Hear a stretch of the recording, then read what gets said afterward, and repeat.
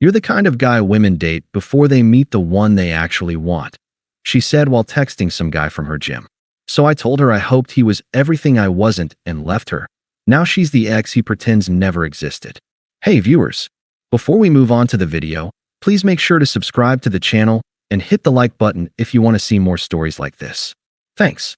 I used to think that when someone loved you, they wanted to make your life easier. Not perfect, just easier. You'd come home from work, talk about your day, laugh a little, and even if things were rough, you felt like you were on the same side. That's how it was with Lila at the start. She had this energy that filled every room she walked into. Confident, quick with comebacks, never dull. When we met, she said she liked that I was steady. Her word, not mine. I work as a mechanical engineer, decent pay, stable hours, nothing glamorous. I didn't mind being the calm one next to her intensity. At first, she said it balanced her out. But over time, that same word, steady, turned into an insult. It started small. Jokes that weren't really jokes. You're so predictable, she'd laugh, scrolling through her phone. Or, I swear, if you ever got a tattoo, the universe would collapse. Then came the comparisons. Megan's boyfriend just surprised her with a weekend trip to Miami. Or, Ethan started his own business. You ever think about taking a risk for once? She said those things casually, like she was just making conversation. But every time, it chipped away at me. Still, I try not to take it personally. I figured maybe she was just restless. She worked in marketing, surrounded by flashy people and fast talk. I wasn't trying to compete with that. I just wanted to be the guy she could count on. But lately, it felt like she didn't even see me anymore. We'd go out to dinner, and she'd spend half the night on her phone, typing fast, smiling down at the screen. When I asked who she was talking to, she'd roll her eyes. You're jealous over nothing, relax. It's just a friend from my gym. That became a pattern, me noticing, her deflecting. She started going to that gym almost every evening. Late sessions, group classes, always followed by vague explanations if I asked about it. She'd come home still in workout clothes, smelling like someone else's cologne, and I'd tell myself not to assume. But it wasn't even the possible cheating that got to me. It was the contempt. The way she'd sigh when I asked her to put her phone away at dinner. The way she'd say things like, "You don't understand what it's like to want more," as if my stability was some kind of character flaw. The worst part was, I still loved her. I kept thinking that if I just stayed patient, she'd remember who I was to her. The guy who fixed her car at midnight, helped her move apartments, made her breakfast every Sunday. The one who never made her feel small. But she had started to confuse kindness with weakness.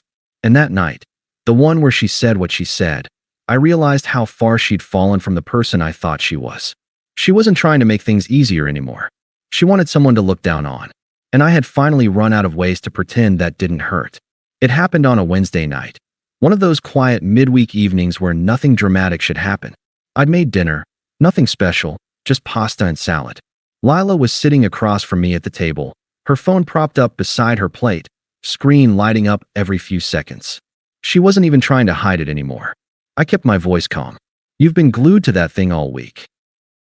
Who's keeping you that entertained? She didn't look up. You wouldn't know him. Try me. Finally, she sighed, like I was interrupting something important. His name's Ryan. He's from my gym. We've just been talking. Talking about what? Life. Fitness. Ambition. You know, stuff people with drive talk about. That one stung more than I wanted to admit. I set my fork down and leaned back. Right? Because engineers have no ambition. She smirked. That's not what I said. Not directly. That was when she put her phone down and really looked at me, with that half smile she used when she thought she was being clever. You know what your problem is? She said. You're the kind of guy women date before they meet the one they actually want. I stared at her, waiting for her to laugh. She didn't. She just kept going, casually, like she was discussing the weather. You're safe, dependable, nice. You make women feel stable for a while, and then, well, they move on. It's not your fault. It's just who you are. I could feel my pulse in my throat. So that's what I am to you? A practice run. She shrugged. Don't make it sound so tragic. You'll find someone who appreciates boring one day. That was it. Not shouted, not cruelly screamed, just said with quiet contempt. Something in me clicked off after that. I didn't yell. I didn't throw anything or demand explanations. I just sat there, watching her pick up her phone again, her thumbs tapping away, smiling at whoever was on the other end. "Ryan texting you?" I asked. She looked up again, that smirk still there. "Maybe." I nodded slowly. "Then I hope he's everything I'm not." She blinked, confused for a second, like she wasn't sure if I was being sarcastic or serious. But I was calm, too calm. I got up from the table, grabbed my keys, and said, "You win, Lila. You get to meet the one you actually want." She laughed under her breath. "You're being dramatic." I didn't answer. I walked out. No scene, no goodbye kiss, no shouting. Just silence. The kind of silence that means something's over for good. I stayed with a friend that night. The next morning, I texted her one line. "Don't worry about me coming back. You got what you wanted." She didn't respond. But later that day, she posted a picture at the gym. Same outfit she wore to dinner, big smile. A caption that read, "Some people just don't get it." And Ryan was in the comments, flame emojis and all. That was the confirmation I didn't need, but got anyway. I blocked her number that night. I thought that would be the end of it. But karma was only getting started, and so was she. The first few weeks after I left, I didn't really feel anything. It wasn't peace. It was more like emptiness. I still woke up at 6:30, still brewed my coffee the same way, still drove to work. But the silence in my apartment felt heavier than it should have. The kind of silence that hums. Every so often, I'd scroll through social media without meaning to, old habit. That's how I saw her posts. Lila didn't waste a single day pretending she was heartbroken. The very next week, she was tagging herself at rooftop bars, gyms, brunches, always smiling, always surrounded by people I'd never met. And Ryan. He was in almost every picture now, the gym guy. The captions were the same kind of thinly veiled jabs you'd expect. Energy attracts energy. Some people just can't keep up. Finally, with someone who makes me feel alive. Each one hit like a small punch, not because I missed her, but because of how fake it all looked. She was trying way too hard to prove she was happy. So I went the opposite direction. I stayed offline. I started taking more shifts at work, enrolled in a night course for my certification upgrade, and picked up running again. It wasn't a transformation montage, no glow up, no revenge body, no cinematic moment. Just a quiet return to myself. Funny thing is, when you stop chasing closure, it starts chasing you. 2 months later, one of Lila's friends, Claire, messaged me out of nowhere. We weren't close, but she always seemed to have more common sense than Lila's other circle. She wrote, "I know it's not my business, but you were right about her." I didn't reply at first, but she kept going. "Ryan's a nightmare. Controlling, jealous, broke. He's already cheated on her twice. She moved in with him, and he's got her paying half his rent." I stared at that message for a long time. Not because I was shocked, but because I wasn't. Lila used to chase chaos like it was a sport. She'd call it passion. I used to think that was something I lacked. Now I saw it for what it was. Instability wrapped in charm. I didn't text back. I didn't comment. But inside, I felt something shift. Not satisfaction exactly, but a kind of closure that didn't need an audience. Then, about 3 weeks later, I got a text from an unknown number. "Lila, hey. I know you probably don't want to hear from me, but can we talk?" I ignored it. A few hours later, "Lila, it's not what you think. Things just got complicated. I just want to explain." The next day, "Lila, wow. So I meant nothing to you, huh? After everything." That one made me laugh. Not out of cruelty, but disbelief. After everything she said, after how smug she was really trying to play the victim now. By the end of that week, she called twice. I didn't answer. But then she sent a text that actually stopped me mid-sentence at work.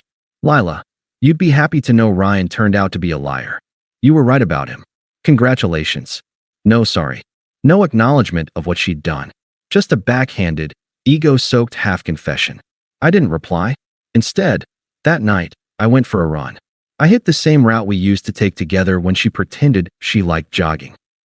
The air was cold, the streets were quiet, and for the first time in a long time, I didn't think about her at all. But that peace didn't last long. Because soon, her attempts stopped sounding prideful and started sounding desperate. And that's when I realized karma had only just begun collecting. It started subtly. A missed call here, a random hey there. Then, the longer messages began, long enough that my phone screen couldn't fit them in one view. "Lila, I know I messed up, but I was confused back then. You were always so calm. It made me feel like you didn't care. Ryan made me feel wanted. I see now that he was just manipulating me.